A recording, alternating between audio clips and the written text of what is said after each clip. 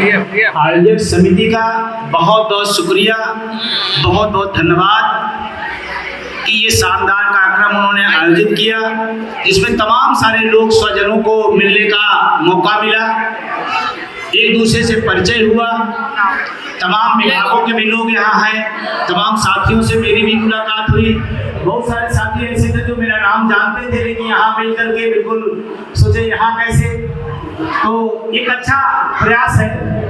मैं अमित जी का, राजेश जी का, अनुज जी का और अभिषेक जी का, पूरी टीम का मैं शुक्रिया देता हूँ और आपसे भी चाहता हूँ कि आयोजन समिति के लिए जोरदार ताली आप लोग भी बजा दें। तालियां कभी कमजोर ना बजाया करें, जब बजाइए तो जम के बजाइए, आवाज निकालिए तो बुलंदी से, तालियां बजाइए बुलंदी से, और इस समय तो ज्यादा जरूरत है बुलंदी से। तो मैं सबसे पहले तहे दिल से धन्यवाद देते हुए, और इन लोगों का इतना इस कार्यक्रम को लेकर उत्साहित रहते हैं, और इस कार्यक्रम की जो एक सबसे खास विशेषता है, इस कार्यक्रम में हमने बड़े बड़े आंदोलन किए हैं, बड़ी बड़ी गैदरिंग किए हैं, 2 लाख, 5 लाख, 10 लाख। अभी 1 अक्टूबर को दिल्ली में 15 लाख से ज्यादा लोगों को मैंने रामलीला मैदान में लाने का काम किया, 15 लाख से भी ज्यादा। लेकिन आपको कहीं दिखाई नहीं पड़ा होगा, दिखा नहीं होगा, क्योंकि हिंदुस्तान में दिखता नहीं है, सब बिकता है, दिखेगा नहीं सिर्फ बिकेगा, तो दिखा नहीं होगा। लेकिन इस तरह के सामाजिक कार्यक्रम में हमारी मात शक्तियों की उपस्थिति तो अच्छा रहेगा। होली मिलन,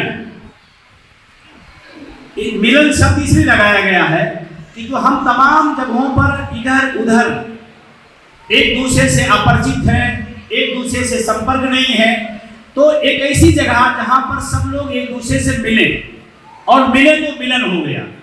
लेकिन मेरा निवेदन है कि मिलन सिर्फ आज ही तक न रहे, आगे भी वो कंटिन्यू हो, तमाम लोग एक दूसरे से परिचित हो देते हैं, बहुत सारे लोगों को इसी के माध्यम से आगे बहुत प्रगाढ़ता भी आ जाती है। तो इस मिलन को आगे बढ़ाएंगे तो शायद इसका उद्देश्य सार्थक होगा।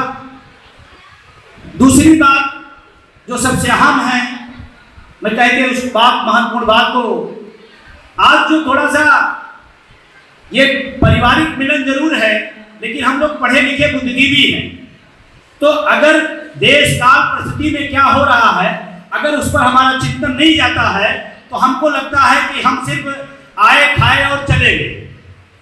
एक बड़ा सवाल आज देश के सामने खड़ा है।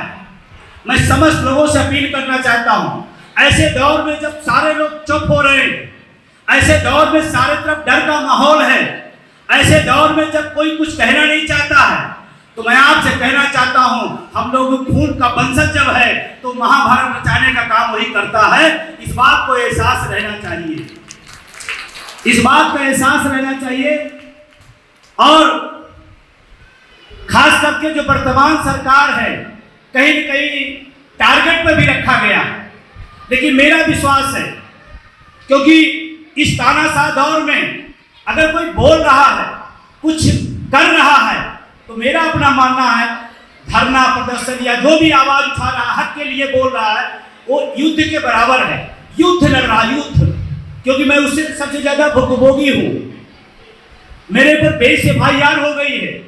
हमने कोई हत्या नहीं की, हमने किसी के घर नहीं लूटा, हमने लोगों की आवाज उठाई।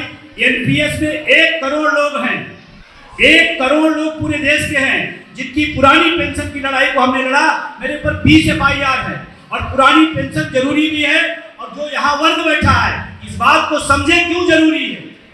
हम आप नौकरियों में आए, हमारा ताना बाना बदला है, जिस दिन शिक्षा और नौकरी हटा दीजिए, हम आप फिर वही 16वीं सदी में खड़े होंगे, और ये सरकार वर्तमान में शिक्षा और नौकरी को हटाना चाहती है। और अगर जिसको विश्वास न हो रहा, अपनी नौकरी को थोड़ी 2 मिनट के लिए हटाइए, आप अपनी पोजीशन फिर देखिए। हमारे पिता किसान थे, हमने प्राइमरी में पढ़ा, हम टीचर हुए, हम अपने बच्चे को अच्छे स्कूलों में पढ़ा रहे हैं। ये उसी नौकरी की बदौलत है जिसके दम पर आज हम आप खड़े हैं। सहमत हैं? बहुत कम लोग। और आगे भी जो बच्चे हमारे हैं, मैं आपसे फिर अपील लास्ट में करते हुए, ये जो बच्चे प्यारे प्यारे हैं जिनको हम बड़ी फीस देके पढ़ा रहे हैं, अगर सरकारी संस्थान, सरकारी नौकरियां खत्म हो जाएंगी तो बच्चे हमारे 5,000 रुपए के आउटसोर्सिंग संविदा में होंगे। इसलिए हमें आवाज उठाना पड़ेगा और सोचना पड़ेगा। और जो निजीकरण का विरोध नहीं कर रहा है, इसका मतलब अपने बच्चे के साथ वो खिलवाड़ कर रहा है, अपने बच्चे के साथ खिलवाड़ कर रहा है। तो बहुत कुछ आगे आप देखेंगे, मिलेंगे, तमाम लोग अभी अपनी अच्छी अच्छी बातें बताएंगे, महत्वपूर्ण बातें बताएंगे। तो मैं संचालक महोदय चाहूंगा अपनी बात रखे एक नारे के साथ, बहुत बुलंदी के साथ, कटेवा का जो आंदोलन, एनएमओपीएस का आंदोलन पूरे देश में चल रहा है, पुरानी पेंशन बहाल करो, निजीकरण समाप्त करो, इसमें आप सबका सहयोग समर्थन मिलेगा। बहुत बहुत शुक्रिया, बहुत बहुत धन्यवाद सबको।